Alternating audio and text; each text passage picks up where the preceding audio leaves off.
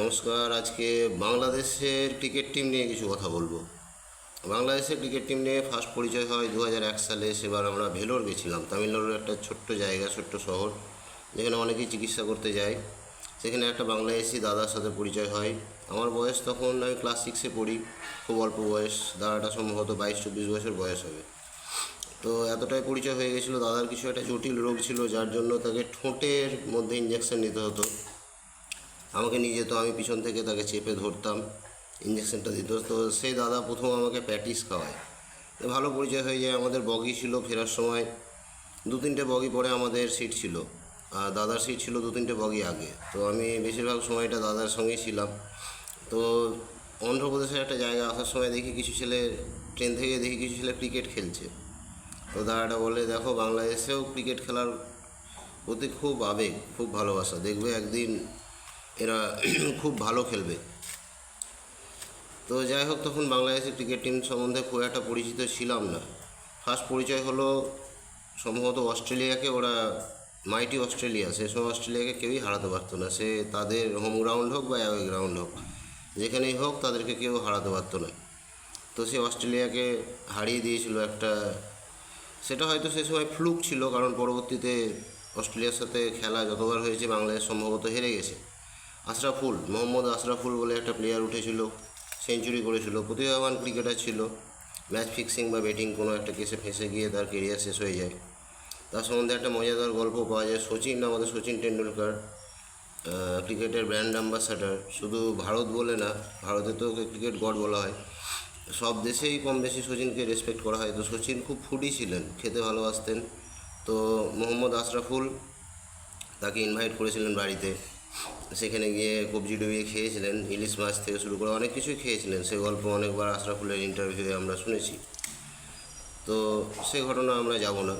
সেটা ছিল বাংলাদেশের প্রথম জয়, যেটা বড় জয়, সেই অস্ট্রেলিয়াকে হারানো, যেটা একটা সত্যিই বিস্ময় ছিল। তার পরবর্তীকালে যেটা সবথেকে বড় জয় আমার মনে হয়েছে 2007 সালে বিশ্বকাপে ভারতকে হারিয়ে দেওয়া। সেই বিশ্বকাপে হয়তো ভারত খুব হালকাভাবে নিয়েছিল বাংলাদেশকে। আর সেই হারটাই, সে সময় একটা ট্রানজিশন পিরিয়ড চলছিল ভারতে। Greg Chappell coach, Sourav Ganguly আমাদের বাংলা থেকে ছিলেন, তিনি ক্যাপ্টেন ছিলেন। তাকে বাদ দিয়ে রাহুল দ্রাবিড়কে ক্যাপ্টেন করে একটা পরিবর্তনের মধ্যে দিয়ে টিমটা যাচ্ছিল। কিছু ইয়ং প্লেয়ার ছিল, রবীন্দ্র থপ্পা থেকে অনেকগুলো ইয়ং প্লেয়ারকে সেখানে ইনক্লুড করা হয়েছিল। তো খুব ভালো আশা জাগিয়ে ভারত শুরু করেছিল। 411 সম্ভবত করেছিল। বারমুডা বলে একটা টিম খেলছিল, 400+ রান ওয়ানডেতে তখন একটা রেকর্ড। সেটা সম্ভবত 11 কি 13 বিশ্বকাপে রেকর্ড ছিল। সেই বিশ্বকাপে বাংলাদেশ ভারতকে হারিয়ে দেয়, সেটাই কাল হয়ে দাঁড়ায়। পরবর্তীতে ভারত আবার হেরে যায়, যার ফলে ভারত প্রথম রাউন্ড থেকেই ছিটকে যায় বিশ্বকাপে, পরবর্তী রাউন্ডে যেতে পারে না। তো সেই ম্যাচে তামিম ইকবাল থেকে শুরু করে অনেকেই ভালো খেলেছিল। সেখানে অনেকজন নতুন উদীয়মান স্টারের সাথে পরিচয় হয়, যেমন সাকিব আল হাসান, তারপর মুশফিকুর রহিম। তার আগে বাংলাদেশের স্টার বলতে আশরাফুল আসার আগে আমরা শুধুমাত্র চিনতাম হাবিবুল বাসার বলে একজনকে চিনতাম খানিকটা, আর মোহাম্মদ রফিক সম্ভবত নাম ছিল। তিনি একজন লেফট আর্ম স্পিনার ছিলেন, তার সঙ্গে হালকা পরিচয় ছিল, কারণ তিনি সম্ভবত 1 থেকে 10-এর মধ্যে আইসিসি র্যাঙ্কিংয়ে এসেছিলেন অ্যাজ এ বোলার। তো এই দুজনকেই চিনতাম। তারপর তো আস্তে আস্তে ধীরে ধীরে একটা দুটো প্লেয়ার থেকে অনেকগুলো প্লেয়ার উঠতে শুরু করলো। তার পরবর্তী বড় সাফল্য বলতে বাইল্যাটারাল সিরিজে এরা অনেকবার অনেক টিমকেই হারিয়েছে, ভালো ভালো টিমকে হারিয়েছে, ইংল্যান্ডকে হারিয়েছে, সেটা ঘরের মধ্যেই। হ্যাঁ, তাদের একটা বদনামও আছে, তাদের যা কিছু রেকর্ড সব বাংলাদেশের সেই চট্টগ্রামের মাঠে হোক বা যেখানেই হোক। কিন্তু রিসেন্টলি তারা যেটা সবথেকে ভালো পারফরমেন্স করলো, যেটা অনেকেই ভাবতে পারিনি, পাকিস্তানের মাঠে গিয়ে পাকিস্তানকে হারানো, হোয়াইট ওয়াশ করা। আর সবথেকে বড় ব্যাপার হলো মাত্র 27 রান, সম্ভবত 27 রানে 6 উইকেট পড়ে যাওয়ার পর সেই জায়গা থেকে কামব্যাক করে টেস্ট ম্যাচ জেতা। সত্যি অসাধারণ ব্যাপার যে কোনো টিমের পক্ষে। এটা অভাবনীয় একটা ব্যাপার, কারণ এই রকম পরিস্থিতি থেকে খুব কম ম্যাচ আমি কাউকে জিততে দেখেছি। সম্ভবত গ্রেটেস্ট কামব্যাকগুলোর মধ্যে এটাও একটা থাকবে। বাংলাদেশ আন্ডার রেটেড বলে হয়তো অতটা গুরুত্ব দেওয়া হচ্ছে না, কিন্তু আমার মতে একটা গ্রেটেস্ট কামব্যাকের মধ্যে এটাও একটা। সেখান থেকে যে লিটন দাস এবং মেহেদী হাসানের পার্টনারশিপ, সত্যি মানে মহাকাব্যিক একটা পার্টনারশিপ। ওই পার্টনারশিপটার জোরেই বাংলাদেশ নতুনভাবে অক্সিজেন পায় এবং এতটাই ভালো সলিড কামব্যাক হয়, তার পরবর্তী কাজ বোলাররা তো করেই দেয়। তো এই মুহূর্তে আর একটা বড় পারফরমেন্স ছিল বাংলাদেশের নিদাহাস ট্রফিতে, যেটা ফাইনালে গিয়ে দীনেশ কার্তিক 6 মেরে জিতিয়ে দিলেন। সেটা খুব ভালো খেলছিলেন, সেটা সম্ভবত জিতেও গেছিলেন।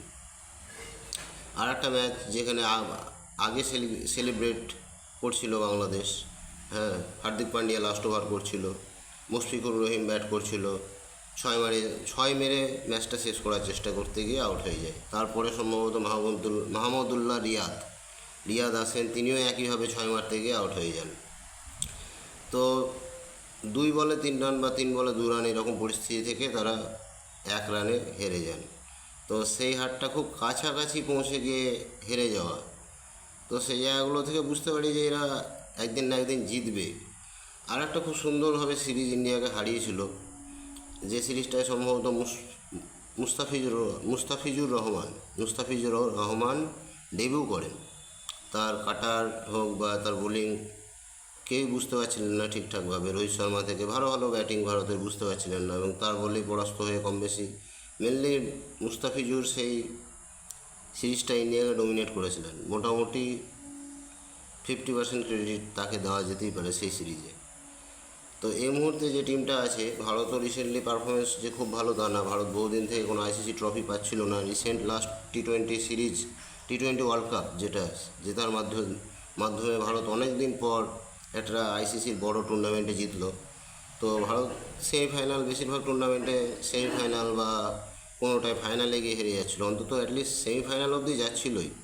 তো সেই জায়গা থেকে গিয়ে ফাইনাল বা সেই জায়গায় না পৌঁছাতে পারানো বা কাপটা না পাওয়া, সেটা সবসময় দুঃখজনক। সবথেকে হতাশাজনক পারফরমেন্স ছিল 2023-এর বিশ্বকাপ ফাইনালে।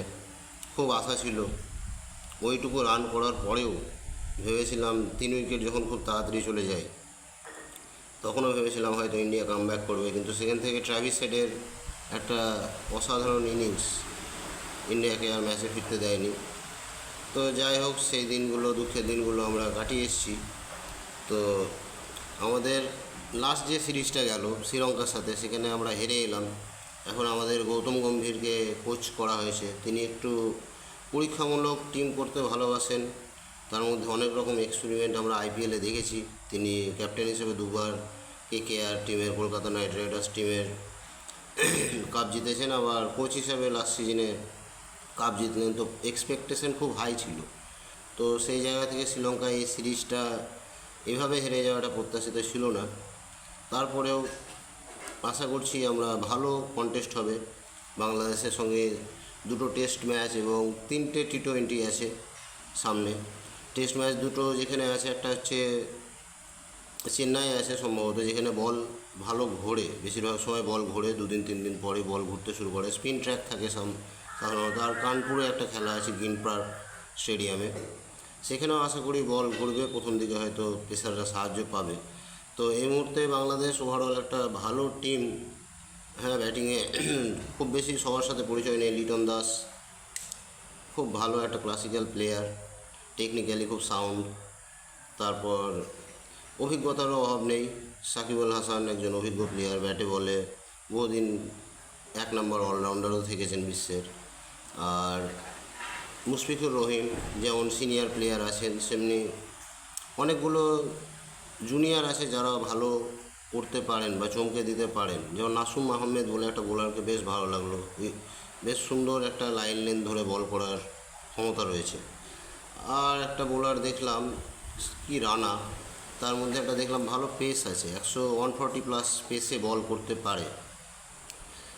আর স্পিনারদের তো স্পিনার ভালোই। আর মেহেদী হাসান মিরাজ, যেটা ট্রাম্প কার্ড হতে পারে বাংলাদেশের, এমন একটা ভাইটাল টাইমে আসে, যেটা দেখা গেল পাকিস্তান সিরিজেও দেখা গেল।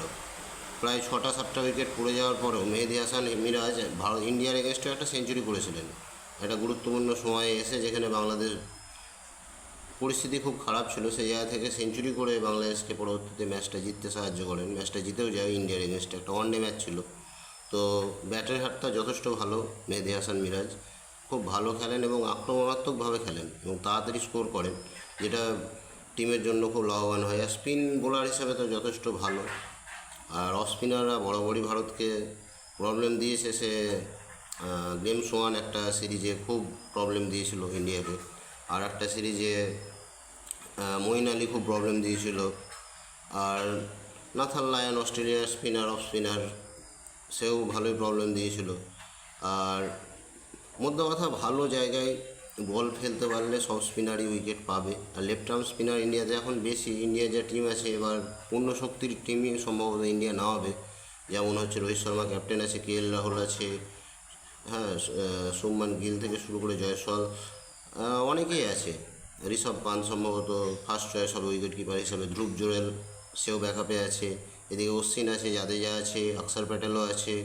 স্পিন ডিপার্টমেন্ট ইন্ডিয়ার খারাপ না। তার সাথে সাথে এরা টেস্টে যথেষ্ট ভালো ব্যাটও করে। অশ্বিনের বেশ কয়েকটা সেঞ্চুরি আছে। জাদেজা তো অলরাউন্ডারই ধরা হয়, ভালো অলরাউন্ডার, ভালো ফিল্ডার, কিন্তু ব্যাটে খুব ভালো পারফরমেন্স জাদেজার আমি এখনও পর্যন্ত সেভাবে দেখিনি। অনেকগুলো 50 আছে, কিন্তু ভাইটাল টাইমে ভালো খেলা। একমাত্র ফাইনাল, সেমিফাইনালে যেটা হেরে গেল 2019-এর সেমিফাইনাল, যেখানে সেমিফাইনালে হেরে ভারত বিদায় নিল, যেখানেও আশা করেছিলাম যে ভারত এবার হয়তো বিশ্বকাপটা পাবে। তো সেখানে 10 বলে 23 ধোনি ছিল টিম ক্রিজে। যাদের যে একদিক থেকে মেরে খেলছিল, ধোনি ধরে খেলছিল, সেই জায়গা থেকে জিততে পারেনি, হেরে গেছে ইন্ডিয়া। তো কিছু করার নেই, সেই সব দিনগুলো গেছে, এখন সেগুলো নিয়ে ভেবে আর লাভ নেই। তো আশা করছি ব্যাটে বলে খুব সুন্দর লড়াই হবে, কারণ বাংলাদেশকে হালকাভাবে নেওয়ার কোনো জায়গা নেই। প্রত্যেকটা প্লেয়ার মোটামুটি ভালো খেলছে। যারা অপরিচিত নাম, হ্যাঁ, যেগুলো স্টার আছে সেগুলো তো আছেই। নাজমুল হোসেন শান্ত, এরা তো ক্যাপ্টেন ছিল, ভালো প্লেয়ার। তারপর কি একটা জয় আছে, হ্যাঁ, জাকির যে কিপার আছে, প্রত্যেকেই নিজের দিনে ম্যাচ ঘুরিয়ে দেওয়ার ক্ষমতা আছে বা ভালো খেলার ক্ষমতা আছে। আর সর্বোপরি বোলিং ডিপার্টমেন্টটা বাংলাদেশের যথেষ্ট উন্নতি করেছে আগের থেকে, অনেকটাই ভালো। আর একজন প্লেয়ার যার কথা না বললে বাংলাদেশ টিমের কথা বলা হয় না, সেটা হচ্ছে বাংলাদেশকে যে মানে সংগঠিত হবে, মাশরাফি মুর্তজা সংগঠিতভাবে একটা টিম হিসেবে খেলার জায়গায় নিয়ে গেছিলো। আর একজন প্লেয়ার যেটা তামিম ইকবাল খুব মেরেছিল 2007-এর বিশ্বকাপে, যেখান থেকে ইন্ডিয়া বাদ চলে যায়। তামিম ইকবাল সম্ভবত এই সিরিজে থাকছে কিনা আমার জানা নেই। থাকলে ভালো হবে, কারণ তামিম ইকবাল একজন আক্রমণাত্মক ব্যাটসম্যান, আর আক্রমণাত্মক খেলা সবারই ভালো লাগে। তবে এটা উল্টো প্রতিক্রিয়াও হতে পারে কোনো সময়। ইংল্যান্ড এখন খুব একটা কথা চলছে ব্যাসবল ক্রিকেট, তো তার উল্টো প্রতিক্রিয়াও হতে পারে। সবসময় যে মেরে খেলে যে লাভবান হবে তা না। আর একটা কথা হচ্ছে যে একবার পড়াশোনা করে একবার ফার্স্ট হয়ে যাওয়া হয়তো কঠিন, কিন্তু আরও কঠিন পরপর 5 থেকে 6 বার টানা ফার্স্ট হওয়া। এই কাজটাই অস্ট্রেলিয়া প্রত্যেকবার করে দেখায়। তো বাংলাদেশ পাকিস্তানকে যে হারিয়ে দিয়েছে, আশা করি সেটা ফ্লুক না, তারা অনেকটাই উন্নতি করেছে এবং ভবিষ্যতে আরও এগিয়ে যাবে। তো ইন্ডিয়ার সাথেও আশা করছি ভালো খেলবে, আর ব্যাটে বলে খুব একটা ভালো লড়াই আমরা দেখতে পাবো। এখন দেখা যাক সামনে সিরিজটায় কী হয়। স্পিন সহায়ক উইকেট হলে বাংলাদেশের স্পিনার যথেষ্ট ভালো, তাদের পেস অ্যাটাকও যথেষ্ট ভালো। তাসকিন আহমেদ থেকে শুরু করে যারাই আছেন মোটামুটি বলটা সুইং করাতে পারেন, আর নির্দিষ্ট জায়গায় যদি বল রাখতে পারেন তো আশা করি ব্যাটসম্যানদের জন্য প্রবলেম ক্রিয়েট হবে। আর টেস্ট সব খেলাকেই একটা দেখুন, ওয়ানডে খেলাকে বলছে একদিনের খেলা, যেহেতু একদিন লেগে যায় পুরো দিন। ওয়ানডে বলে 50 ওভারের খেলা, T20 20 ওভারের খেলা T20, কিন্তু টেস্ট খেলাটার কোনো নাম 5 ডে গেম বা 90 ওভার গেম বা এরকম কিছু নাম দেওয়া হয়নি। একে টেস্ট নামেই রেখে দেওয়া হয়েছে। টেস্ট মানে যেটা বাংলায় হচ্ছে পরীক্ষা। তো টেস্ট হচ্ছে আলটিমেটলি পরীক্ষা, যেটা একটা ভালো টিম ছাড়া কখনো জিততে পারে না। কারণ যে কথাটা বললাম, একবার ফার্স্ট হয়ে যাওয়া যতটা কঠিন, তার থেকে বেশি কঠিন হচ্ছে 5 বার ফার্স্ট হওয়া বা 6 বার ফার্স্ট হওয়া।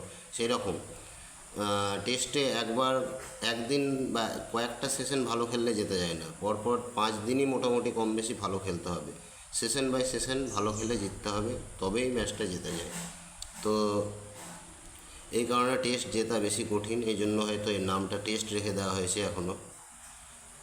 আশা করি বাংলাদেশ ভালো খেলবে এবং ভালো লড়াই দেবে। এবং তবে অ্যাজ এ ইন্ডিয়ান ফ্যান, ভারতীয় ভক্ত হিসেবে বলতে পারি ইন্ডিয়ায় জিতুক বা ইন্ডিয়া জিতবে। তো ব্যাটে বলে আশা করছি খুব ভালো লড়াই হবে, খেলা একতরফা হবে না। কারণ আর ভারত যদি হালকাভাবে নেয় বা আন্ডার এস্টিমেট করে তো খুব ভুল করবে, কারণ পাকিস্তানকে তাদের ঘরের মাঠে হারিয়ে এসছে, যেটা খুব একটা সহজ কাজ না। পাকিস্তানের টিমটাও হয়তো ট্রানজিশনের মধ্যে দিয়ে যাচ্ছে, তাদের বেশ কিছু নতুন প্লেয়ার তারা ইনক্লুড করছে, নতুন বোলার হোক, নতুন ব্যাটসম্যান হোক। তারপরেও একটা যেটা ঐতিহ্য আছে, হেরিটেজ আছে, সেটাকেও ধরে রাখার ব্যাপার আছে। পরিবর্তন, এমন পরিবর্তন হয়ে গেল যার ফলে পারফরমেন্সই হারিয়ে গেল, সেটাও তো সবসময় ভালো না। অভিজ্ঞতা আর তারুণ্যের একটা মিশেল সুন্দরভাবে থাক, এবং যার ফলে অন্তত পারফরমেন্সটা ঠিক থাকে। তো এইটুকুই বলার, ব্যাট বলে একটা খুব ভালো লড়াই আশা করছি। দেখা যাক সামনের সিরিজটায় কী হয়। বাংলাদেশের পক্ষে আমার মতে ট্রাম্প কার্ড হিসেবে কাজ করতে পারে সাকিব আল হাসান, তো আছেই, মেহেদি হাসান মিরাজ, লিটন দাস ইন্ডিয়ার এগেনস্টে ভালোই খেলে। এছাড়া তাসকিন আহমেদও ভালো বল করে মোটামুটি ইন্ডিয়ার এগেনস্টে। মুস্তাফিজুর এই সিরিজে থাকবেন কিনা আমার জানা নেই। তো মুস্তাফিজুর ইন্ডিয়ার এগেনস্টে বরাবরই ভালো করেন, কাটার থেকে শুরু করে তার নর্মাল যেগুলো বোলিং আছে খুব ভালো বল করেন। আর ইন্ডিয়ার হয়ে তো কম বেশি ব্যাটিং খারাপ না, কে ভালো খেলবে এখন বলা মুশকিল। রোহিত শর্মা নিজে আছেন, বিরাট কোহলি আছেন, হ্যাঁ ঋষভ পান্ত, অনেকটা লটারির মতো, কোন দিন খেলবেন কোন দিন খেলবেন না জানি না। তাহলে কে এল রাহুল আছেন, লোয়ার অর্ডারে জাদেজা, অশ্বিন, এরাও ভালো খেলে দিতে পারেন, না খেলার কোনো কারণ নেই। আর বোলিংয়ে বুমরা থাকবেন সম্ভবত, বুমরার সঙ্গে সম্ভবত সিরাজ থাকার সম্ভাবনা বেশি। যদি পেস সহায়ক উইকেট হয় সেখানে 3 নম্বর পেসারে যেতে পারে। আর যদি পেস সহায়ক উইকেট না হয়ে স্পিন সহায়ক উইকেট হয় তাহলে হয়তো 3টে স্পিনারও আমরা দেখতে পারি, অশ্বিন, জাদেজা, তার সাথে আকসার প্যাটেলকেও দেখতে পারি।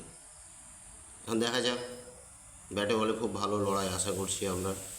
কী হবে মনে হচ্ছে সিরিজের ফলাফল আপনারাও একটু কমেন্ট করে জানাবেন। ভালো থাকবেন।